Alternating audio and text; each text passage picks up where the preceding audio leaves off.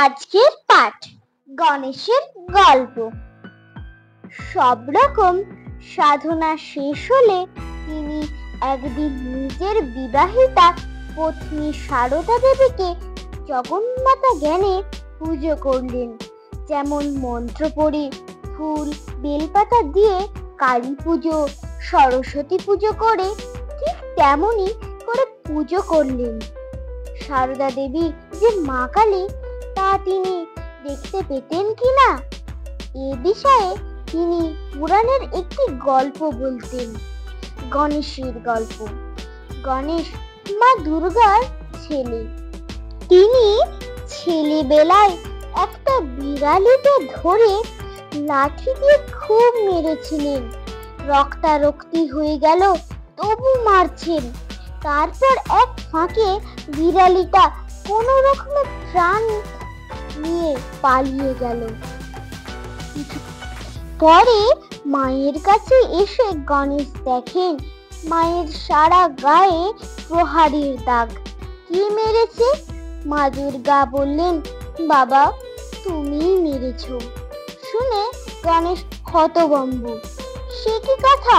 এ কখনো হতে পারে? আর হলেও তার মনে থাকবে তো? মা দুর্গা তখন বললেন, ভেবে দেখো দেখি, আজ কোনো জন্তুকে মেরেছ কিনা? গণেশ বললেন, তা তো মেরেছি, একটা বিড়ালিকে খুব ঠেঙিয়েছি। কিন্তু তাতে কি?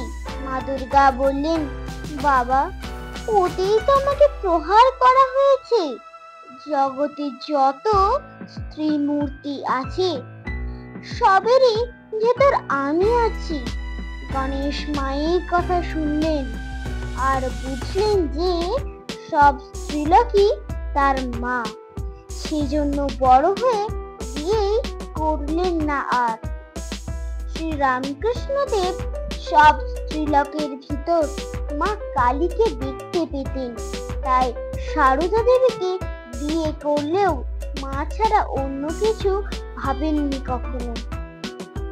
গণেশের কহিলেন দুর্গা মাতা তার, সকল স্ত্রীলোক যেন অংশ যে আমার। ইহা শুনি গণপতি সেদিন হইতে স্ত্রী মাতৃ জননী রূপে লাগিল দেখিতে।